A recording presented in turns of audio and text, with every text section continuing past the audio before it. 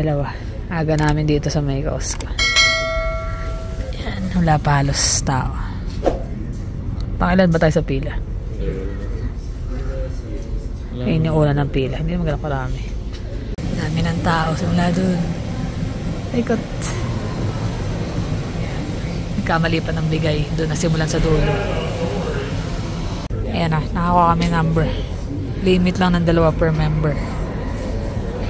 Pakarami ng tao. Nandun. Ano? Nakakuha na kami. Tagda 2. Si Jermaine, saan na? Kuha na rin siya. Si Jonas nagbayad na.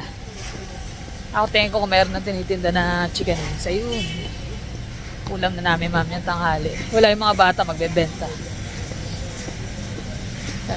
Sarap pa sanang mamili. Nakuha nga ng tinapay na yun. Yung dinner rolls dapat na bibiling ko kahapon. Dinner rolls. Magkuya. Si Jeremy naghahanap. Bibili daw siya ng chips. Ano bang chips hinahanap mo, nak? Manghang? Parang kukunti ano lang ngayon eh. Yan na lahat eh. Ang tama no? Yan lahat yun eh. Ito pala, cheddar jalapeno. Masarap ito yung honey. Yung honey mustard. Laki eh. Sarap naman yung brand na yan eh. $8. Ito, Doritos Germano. Spicy.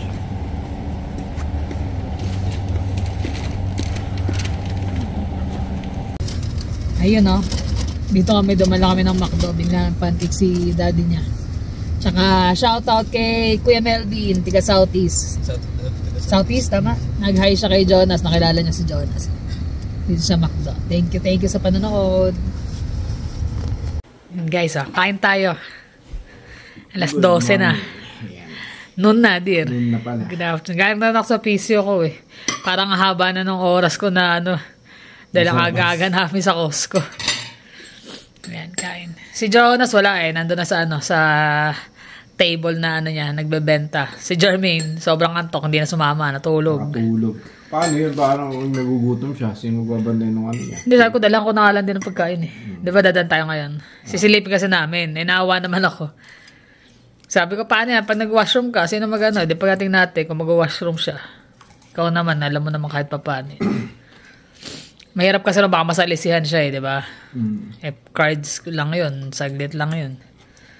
Dalang ko na rin siya ng pagkain. Tanggalan ko na lang naman kasi.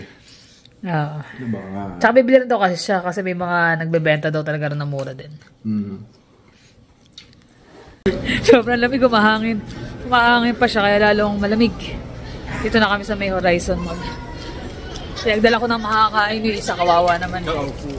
Tsaka upuan. Wala pala silang ano. Provided na upuan, tables yan talaga. Ren? Hanapin lang namin. Alam namin sasabi niya second floor daw eh. Yan yung mga mahilig sa Korea na ano. Ano itong tawag mo dito? Mga beauty product dyan. Nakabili ata ko one time nandyan yung moisturizer. Maganda ba? Oh, yung aloe dati. Kaso masihang talaga ako sa Nivea eh. Ayan, dala namin camping chair. Kasi kung yung isa din lang namin masyado malaki.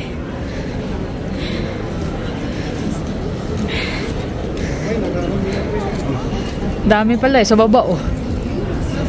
Sa taas daw sila eh, second floor. Siya lang pala kasi nga hindi sumama si Jeremy. Ayan ah. Ayun dito. Doon sa taas, ayun oh. Marami sa taas. Kilala mo? Ang daming nagbebenta pala rito ngayon. Si Jonas nasa second floor.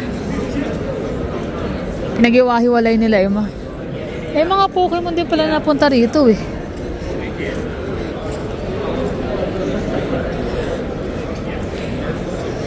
Dami. Kaya pala sabi ni Jonas, busy daw.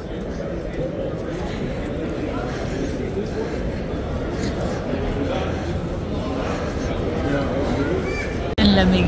Yung setup dito parang ano, yung sa farmer sa Cubao. Hanapin namin si Jonas. Ayun si Jonas, nakita ko na. Ayun oh, nakaputing hoodie. Dami. Sayang si Jeremy, hindi sumama. First time namin nakita ng ganito ka-busy dito sa Horizon Mall.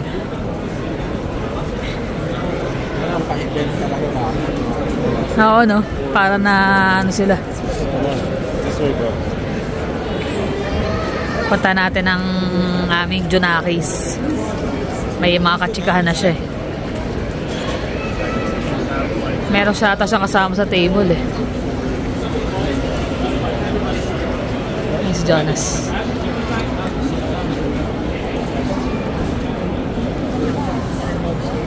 Umus na ata yung tinda niya eh. Kukunti na lang. Kukunti na lang pala yung tinda niya. Kung may gusto mong pabenta sa akin kasi naubos na ata.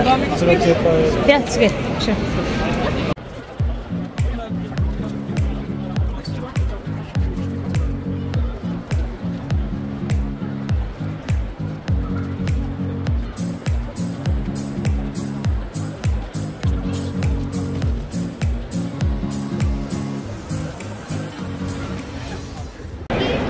Dami. Nasa baba. Dami nang nabenta ni Jonas. Hanggang alas 4 pa siya. Kulang pa, dapat pala nagdala pa siya.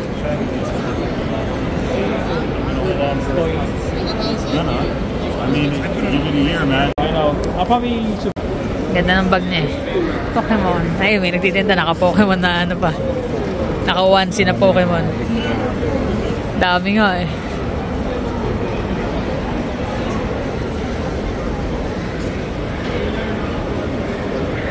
Magaling makapag-checkan si Jonas eh. Sobrang tahimik niya pag ano, pero pagdating sa mga ganyan na alam niya, mga hilig niya. Naku po. Naalala pa niya isang nakasabay niya bumili nung nakaraan sa Costco eh. Chiniga-chiga pa niya eh. Ayun yung mga presyo ng mga booster. Mahal ano.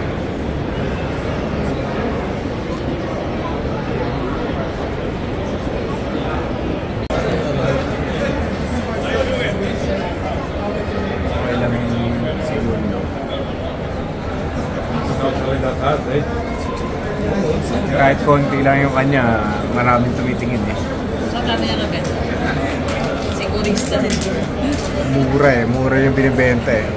Meron mga table na walang tao kasi napakamahal ng presyo eh.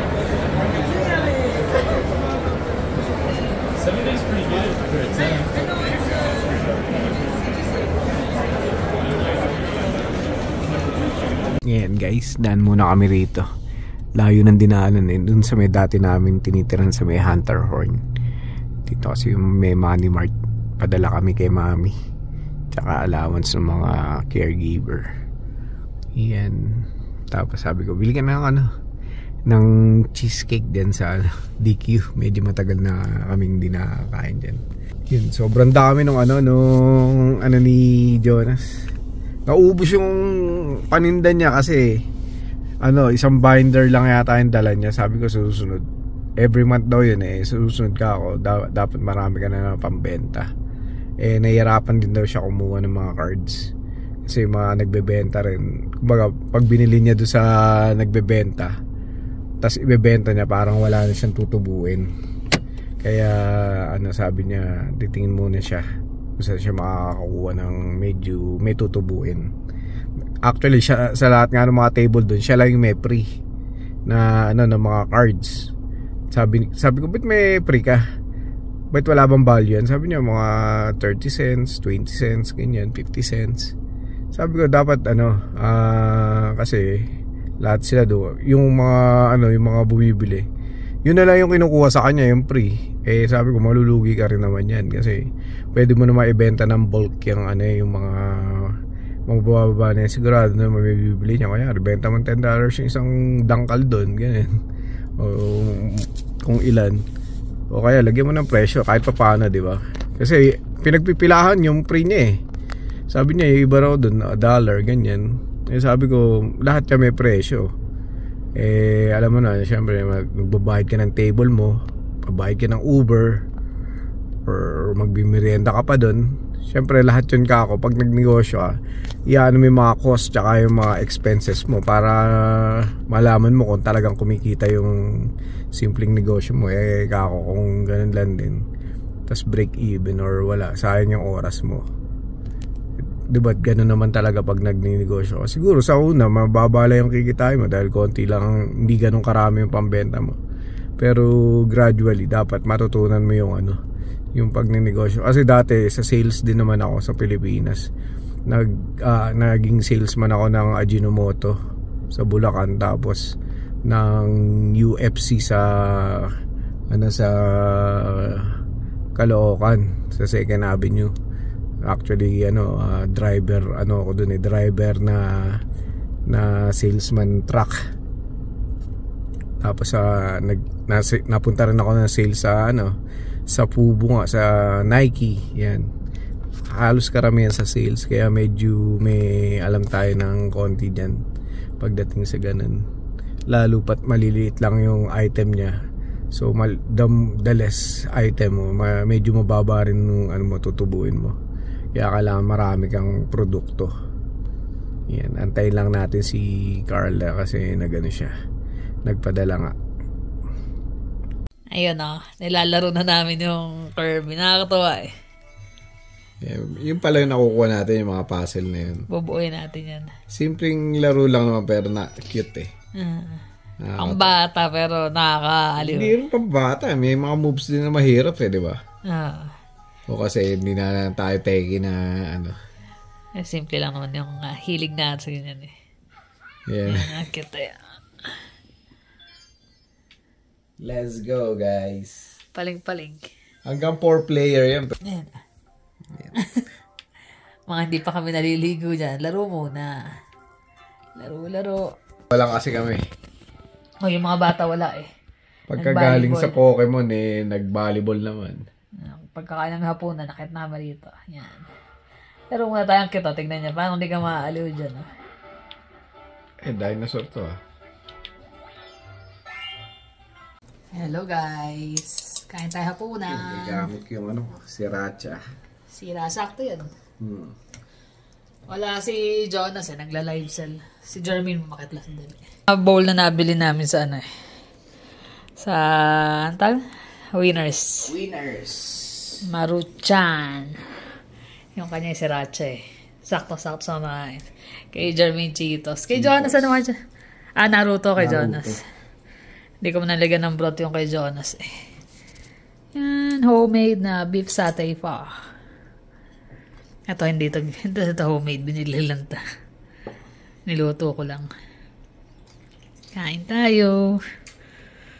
Immigration Minister Mark Miller announced that taxpayers will be funding $3,000 direct payments to every adult refugee brought into Canada from Gaza, along with $1,500 for every Gazan child brought into the country. Are you kidding me? Are you absolutely kidding me? Not any other country, just people from Gaza. What a load of crap. How does this support their inclusivity agenda? As you can see being posted here. Sinusunog na yung plug ng Canada Sila lang yung gumagawa nun Yeah, no. So this is getting reported in multiple places. You've got Blacklock's reporter. This is the actual website on Canada's website. You can see right here, $3,000 per adult, $1,500 per child, 17 years and under. Free money to Palestinians, but Canadians, no. Canadians that are suffering, or people from other countries, refugees from other countries, they don't get any money. It's interesting that they chose the people of Gaza to get this money, considering how much they love Canada.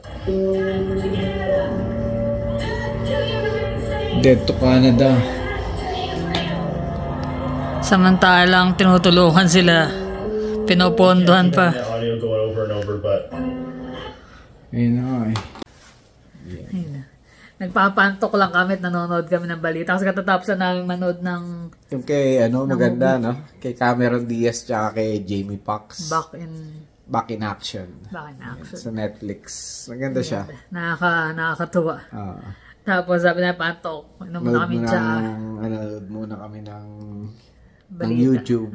Napunta doon sa balita kasi lagi kong pinapanood to si Moose on the Loose. Moose on the Loose. hindi naman doon sa bias media siya dahil kaya lang talagang napapansin niya yung mga mali sa gobyerno eh. Lalo na yung sa immigration nga na ganyan. Pero mo sa refugee magbibigay siya. Hindi sa lahat ng refugee lang ng Gaza. Yun nga eh. Yun ang pagtataka mo eh. Hindi patas. Kumbaga, bakit yung mga nasa Gaza lang ba yung yung nasa refugee, mga diba? Palestinian lang ba yung mga refugee? Ang daming refugee pupunta 3,000 dito. 3,000 per adult tapos 1,500 kada bata. And dami pa mga anak, di ba? Yung mga... Kung may anak na 3 yon, tapos silang mag-asawa, di magkano? Hindi, okay lang naman din na magbigay yung gobyerno ng ganun. Kaya so talagang refugee talaga. Pantay-pantay. Pantay-pantay. Kaso, before nila ibigay yan, paano naman yung mga citizen mismo na nahihirapan na rito na makasurvive? Tsaka bakit ganun, di ba? Yung kagaya nun, nagpo-protesta sila rito sa Canada para sabihin nila na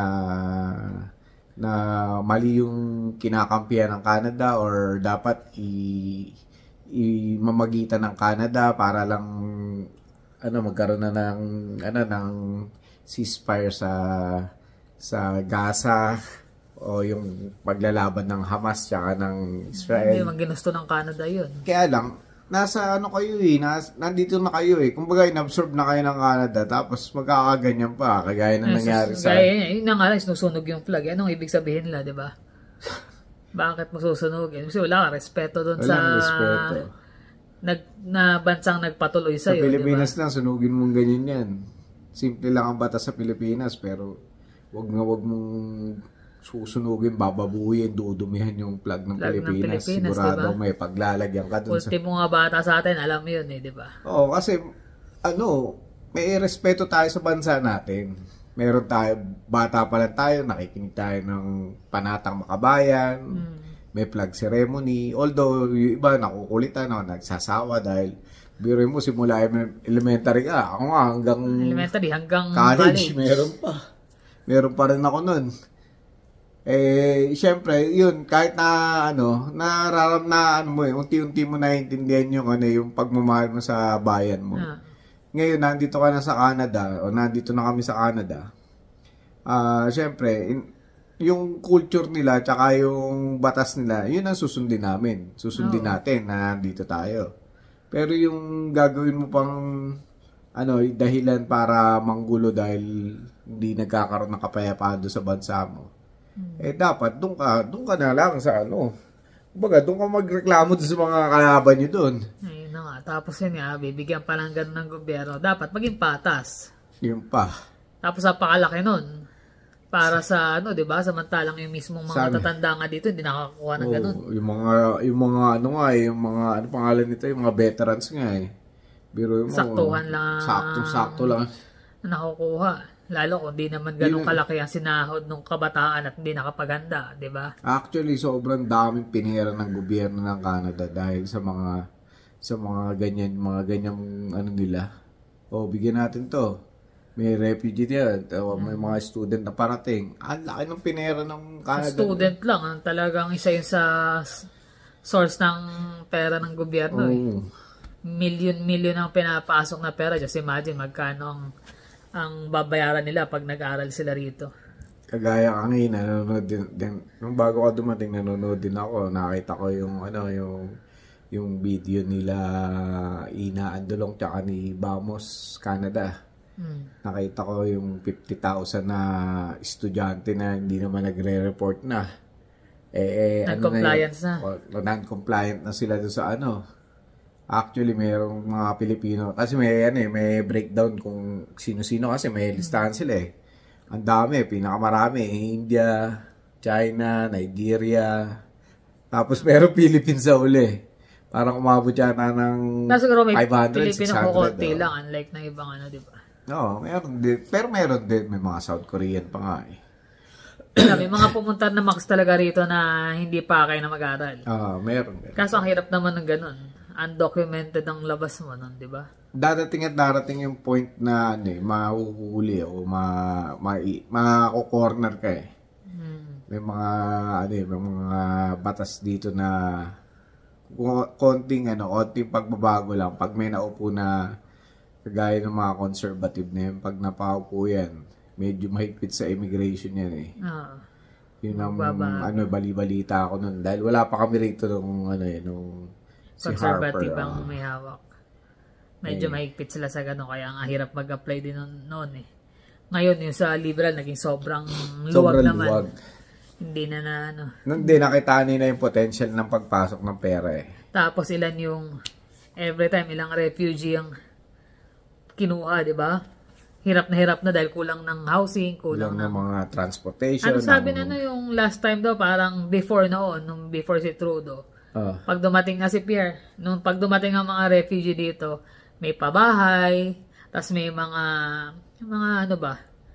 yung mga nagdo-donate na, ito, tas tutulungan gumawa ng resume hanggang makuha ang trabaho. Maganda yung nangyayari. Kumbaga, pinapasok nila yung mga refugee sa system ng Canada. Ngayon daw, nangyayari, kukunin, bahala na kayo. Pagdating dito, walang housing. Ito pera, bahala kayo maghanap. Bahala kayo maghanap ng trabaho nyo. Pahirapan. So, napabayaan na. Basta nakapasok na kayo, bibigyan kayo pera, ayan, okay na. Bahala na kayo dyan. So, kawawa din yung mga refugee na hindi kaagad makaano. Oo nga, dati meron nga, Dati may mga binabagsak. May mga foundation noon. May mga foundation na sasapaw. Sige, ito. Kaso nga. Ngayon, sumobra na nga dami. Sa sobrang dami na ngayon, kahit na mga, actually, yung mga, ano pangalan nito? Yung food bank. Hindi ka na basta-basta makakaingi doon kahit kailangan mo. Sumobra na eh. Hindi lang yung mga nasa mababa ang humihingi na ngayon. Halos lahat na eh. Halos lahat na. Sobrang mahal lahat eh. Tangina ka, napanood ko rin, mayroon din ako napanood na video. Umiiyak siya eh. Sabi niya 6 months na siyang walang trabaho. Umiiyak, ayaw ko nga umiyak eh. Sabi niya ganun. Indiana siya eh. Ayaw ko umiyak, sabi niya. Pero dito na ako lumaki, dito na ako Dito na siya pinanganak. Dito na siya pinanganak, dito na siya lumaki. Bakit ganun? Dahil ba sa color ng skin ko? Pero hindi eh, sabi niya ganun. Hindi niya rin malaman bakit, meron daw siyang applyan, overqualified. Yung iba naman daw, underqualified. Sabi niya, saan na ba talaga ako lulugar? Sabi niya, gusto ko lang naman, mabayaran ko yung bills ko, makakain yung aso ko. Sabi niya, ayoko man umiyak. Binasa ko yung mga comment nun eh. Sabi niya, pareho tayo, ako 5 months na, ako ganito. Parang ang hirap talaga kung tutuusin. Hindi, magiging maayos sana eh. Kung niregulate lang nila yung pagpasok ng mga refugee, nangyari, hindi naging student, prepared ang gobyerno. Dapat sabi nga yung Ontario daw last year, itong 2024, 300,000 daw kaagad ang nadagdag. Meron daw bang pabahay na 300,000 para? Pahirapan na nga. Iba nga, nangyayari, bidding na eh. Kapag naghahanap eh. Ayun na nga. Or kung may pera ka, makahanap ka ng mga apartment na ang mamahal, gagrab mo na lang. Ang hirap. Kapag kaganyan, sana mabalance. Pag nagkaroon ng election, sana nga mapaaga. Para may ayos lahat. Yun lang naman ang maibalik lang kahit na yung dati. Na. Wala eh. Tapos sila, nagtutulakan sila kung paano, kasi maupo na bukas si Trump di ba? Kangina may na sila yung pre-inauguration na party Pinapanood ko pa nga Actually, tama. Hindi naman talaga kasalanan ni Trump yun. Hindi naman kasalanan ni Trump yun. Hindi naman talaga, dahil nga doon sa dati naming vlog last week. Hindi naman talaga actually. Sino ba may gusto nun, di ba? Kaya lang naman, ang nangyayari, yung gusto ng Canada na maging pantay, parang ganun. Kaya lang, ayaw din naman ni Trump na, siyempre, mas marami silang kinukuhang import o export. Hindi naman sinasubsidize na 200 million, di ba? Ang ibig sabihin yung product na kinukuha nila is over sa ganun.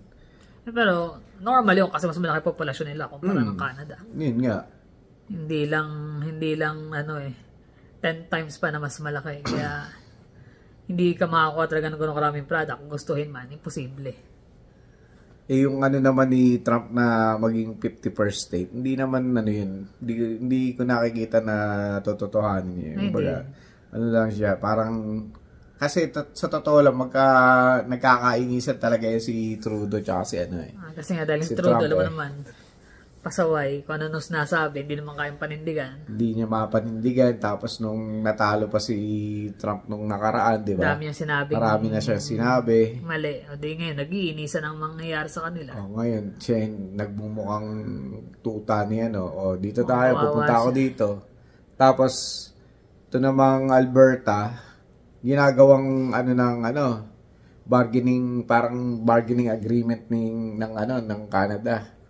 Kasi 'di ba bawat probinsya ng Canada merong prime minister, 'di ba? Premier. Inaano nila na kasi maraming nabebentang energy or oil ang Alberta. So sabi nila, iinto namin yung niyan. Yung pagbenta namin ng pag binigyan nyo kami ng ganong kalaking tariff. Sa lahat ng premier, si Daniel Smith ang Alberta yun eh. Ayaw. Hindi sumama. Kasi, di ba, last couple of months, di ba, nakwento rin namin na inaano nila ang Alberta na lalagyan ng cap. Yung cap na ililimit nila yung production ng oil. Nagkatutos ng Alberta, isa sa malaking nagpo-provide ng Pag nilimit nila yung production ng oil, halos 200,000 na workers ang mawawala ng trabaho dahil syempre limited yung production, limited yung yung oras na bibigay sa mga tao. So matatanggal yung iba. Tapos ngayon gagamitin nila na weapon ng Alberta. Ngayon kailangan nasa ganong sitwasyon. Ngayon kailangan nila ang Alberta dahil buti nga buti nga si Daniel Smith eh. Matigas. Yun ang kailangan talaga eh. May ngipin kumbaga. Napoprotekta. Nag-meeting yung lahat ng premier tsaka si Trudeau. Siya hindi pumunta. Hindi siya nag-show up. Hindi siya pumunta. Bahala kayo dyan. Sabi niya, madali sabihin yung laban-laban na yan. Yung kung kaya niyong panindigan. Yung paninindigan nyo. Na-sure ba na kakayanin nyo kapag ginawa niyo yung plano nyo? Siyempre, pag inipit natin yung US, maiipit din. Hindi nga lang daw hindi nga lang Canada side ang mawawalan ng trabaho. Marami ring mawawalan daw sa pag nangyayari yun. So problema talaga. Kaya sana maging maging maayos. Ang kailangan lang talaga yung matatag na leader ng Canada. Magkaroon ng matatag na leader. Kasi last few months na lang siguro ang itatagal nito si Trudeau dahil nga mag-e-election na. Tapos na siya ng resignation hanggat wala pang liberal na party na papalit. Ngayon naman, nag-aaway-aaway yung mga yon. Kung sinong papalit. Politika. Mga politika yung mahirapan yun. Yung parang Game of Thrones na movie, na series Kaya minsan nakakaano rin na manood ng mga news na ganyan. Kaya lang, hindi mo maiwasan dahil siyempre, naapektuhan ka din naapektuhan yung ekonomiya mo, yung kita mo, yung trabaho mo. Lahat tayo may mga source of income din. Pag politika, wala mo tayong magagawa dyan. Kailangan lang maging aware ka at maging handa ka. Ito naman ang mangyayari. Ngayon, nagre-read rin kami kung anong pwedeng mangyari. Save up ka, tabi ka ng konti. Kasi iisip ng diskarte. Kung anong mangyayari sa mga susunod. Tapos si Jonas at si Jermaine, kumita-kita sa yung nila, yung nakuha namin na Pokemon kahapon, lahat yun nila. Nabenta na. Nabenta niya na lahat sa online niya, sa stream niya. Tapos nung nandun siya sa table, nagte-trade siya. Kukunin niya, kasi ang trading value is 75 cash, 80 yung trade. 80 yung trade. 80%. So may mga card siya, tsaka may cash siya. Ngayon, may bilhin niya pag hindi sila nagkasundo. Kaya ito trade plus cash. Ganun yung mga nakukuha niya. Kumita na siya. Nagkaroon pa siya ng card. Nakakatawa lang sa ginagawa niya kasi nag-enjoy siya. Ayan. Nandun siya sa shop niya. Dami niyang katsikahan. Dami niyang kausap. Sabi ko, pag nandito ka ako sa tenda niya, madaldal. Pag nasa bahay, madaldal naman talaga pag napadaldal talaga yun. Nakakatawa lang. na yun, successful yung mga ano nila. Sana magtuloy-tuloy. Sana magtuloy-tuloy. Kahit si Jeremy kumikita ng extra ngayon. Ang mahirap lang kasi, marami rin gusto ng Pokemon card. Ayun nga, nag-aaway-aaway. Nakita nyo naman gaano karami. Pero kagandahan dito, kahit pa paano sa Calgary, limited. Tsaka may sistema. Kumbaga, hindi yung gaya sa ibang nakita mo, nagkakagulo dito. O, ito number. Pagdating nyo, dalawa-dalawa lang ang pwedeng kunin. Inaabot. Kaya yun. Maganda-gandang kwentuhan at mga nangyayari ngayon dito sa amin. Medyo, medyo nag-aantay lang kami kung ano mangyayari pang susunod. Ganun lang. Ganun naman taga magagawa natin. For now kami, yan. Pasok na naman siya bukas. Ako pumasok na kanina. Kahapon parang wala lahat paghapon sa labas punta dito. After magbenta ni Jonas, nagpasundo kasi dami niyang bit-bit. Di mo actually, dapat kagabi pa nga rin kami nag-vlog dahil nga naglalaro kami nung Naglalaro kami ng Kirby, naabot kami ng siyam-siyam. Natulog, natapos kami maglaro ng Kirby, mag-alas 12 na, no? Oo. Tinamad na. Yun ang mahirap pag naglalaro. Nalilimutan na ang dapat gawin. So, yun lang naman, guys. Naichika lang naman namin ang mga yan. Imbis na antokin kami sa balita. Nabuhay ang mga dugo. So, paano guys? Maraming salamat sa inyong panonood. See you on the next vlog. Bye.